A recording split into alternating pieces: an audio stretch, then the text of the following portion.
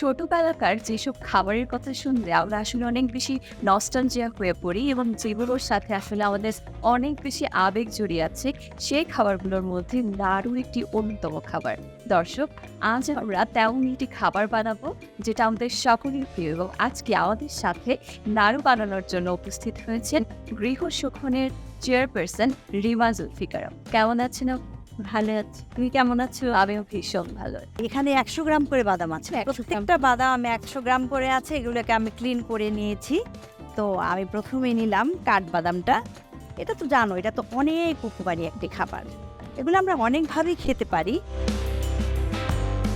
প্রত্যেকটা পুষ্টি উপাদানে খুব সঠিক পরিমাণে সঠিক পরিমাণে খেতে হবে আমাদের। একদম। হ্যাঁ, সঠিক পরিমাণে আমাদের খেতে হবে। আমি এগুলোর আগে একটু হালকা করে ধুয়ে নিয়েছি। এখন আমি ওয়ালনাট, এটাকে আমি আগে ক্লিন করে নিয়েছি, কারণ ওয়ালনাটটা কিন্তু একটু ফ্রিজে রেখে খুব বুঝে শুনে এটাকে খেতে হয়, আর না হয়তো একটু ফ্লেভার বাদামের যে নাড়ুটা, এটা বানানোর আগে আমরা চুলাতে বাদামগুলো ধোয়ার পরে ভেজে নেব। হ্যাঁ, একটু ভেজে নিব। একটু মানে এটাকে কিন্তু একটুখানি মিডিয়ামের থেকে একটু লো যাবে। আচ্ছা, মানে ভাজবো আমরা লো ফ্লেম দিয়ে। লো ফ্লেম দিয়ে আমাদের। আচ্ছা, 1 টেবিল চামচ ঘি দিয়ে দিব, কারণ আমাদের এখানে কোয়ান্টিটি বেশি। তারপর আবার এখানে সানফ্লাওয়ার শিট আছে, এটা একটু পরে দিচ্ছি, এটা ছোটো তো। আগে আমি বড়গুলো দিয়ে দিলাম। 1 টেবিল চামচ শিখিয়ে দিব, মানে অত বেশি না, 1 টেবিল চামচ। ওটা দিয়ে হয় কি, স্মেলটা ভালো আসে, আর ভাজার সময় দেখা যায় যে ভিতরে ঢুকে যায় স্মেলটা। কি এটা একটু হয়ে আসলেই সানফ্লাওয়ার শিটটা এখানে 100 গ্রাম। আচ্ছা আচ্ছা, মানে প্রত্যেকটা বাদামের মতো সিডটাও আমরা 100 গ্রাম 100 গ্রাম পরিমাণে এখন একসাথে এটা ভেজে নিই। এগুলো সবই তো আগে থেকে আমরা ক্লিন করে নিই। আচ্ছা, আমি আগে থেকে ক্লিন করে নিচ্ছি। শিটটাকে একটু ভেজে নেব। আমি আরেকটা জিনিস দিব, জানো, এটা আমার খুব পছন্দ, সেটা হলো তিল। এটাও একটু, এটাও কি 100 গ্রাম? না, সরি, এটা 50 গ্রাম। ও আচ্ছা।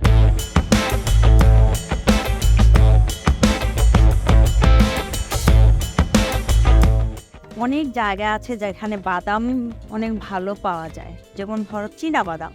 তারা কিভাবে এই বিজনেসে আসতে পারে, সেই জিনিসগুলো আসলে আমাদের ভাবা দরকার। আমাদের এটা ভাজা হয়ে গিয়েছে, এখন আমি একটি বাটিতে ঢেলে রাখছি। আচ্ছা, কিন্তু খুব গরম, ঠান্ডা করতে হবে।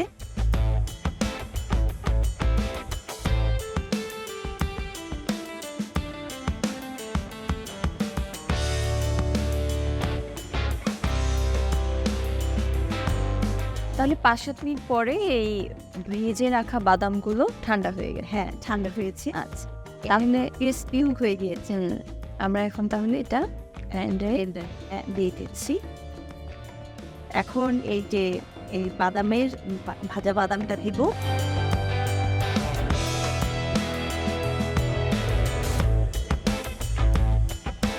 এবার এখানে আর কিছু আইটেম আছে। খেজুরটা আমি এখানে দিব, বাইন্ডার হিসেবে কাজ করবে। হ্যাঁ, ও খেজুরটা একই সাথে যেরকম সুইটনেস নিয়ে আসছে নাড়ুতে, সাথে সাথে কিন্তু এটার পুষ্টিগুণটাকে আরও বেশি বুস্ট হচ্ছে, কারণ এটা অনেক হাই কার্বস, এবং এটা খাওয়ার ফলে আমাদের যে ক্ষুধাটা আপনি বললেন, এই ক্ষুধাটা কিন্তু চলে যাবে আমাদের। এখন আমি কোকো পাউডার দিয়ে দেবো। দেখে নেবো যে এটা রিডাক্ট করে নেক্সটে।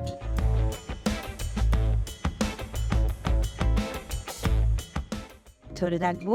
এখন এটাকে আমি তিনভাবে, মানে 3বার ব্লেন্ড করব।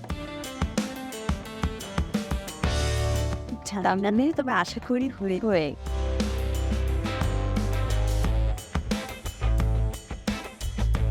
না, হয়ে গেছে।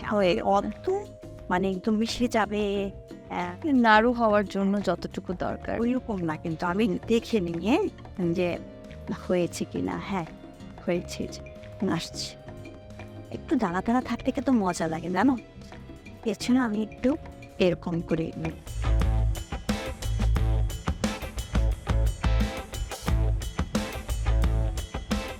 হ্যান্ড গ্লাভসটা পরে নিই। হ্যাঁ, হ্যান্ড গ্লোভস পরে নিলে পারে কিন্তু আমাদের হাতের যে জীবাণুগুলো আছে এগুলো আমাদের খাবারে আসছে না।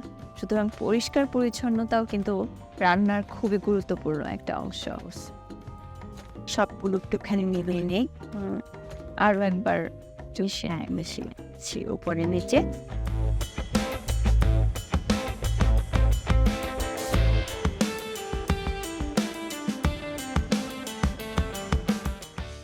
এই ঝটপট পানি ফেলা।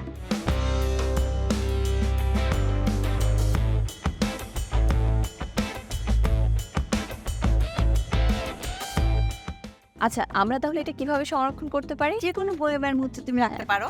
তাহলে আমরা বানানোর পর আমরা সংরক্ষণ করতে পারি বয়মের মাধ্যমে। এটা রেফ্রিজারেটরে রাখলেই আশা করি 15-20 দিন থাকবে এসব।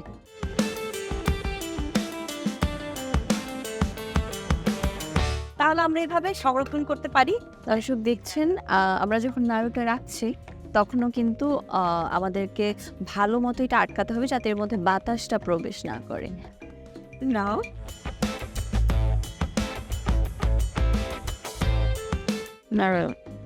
দারুণ। কাজু বাদাম সাথে সাথে কাঠবাদাম, তিল সব কিছুর একটা কম্বিনেশনে যখন খাচ্ছি খুব সুন্দর একটা স্বাদ এবং ভীষণ মজা।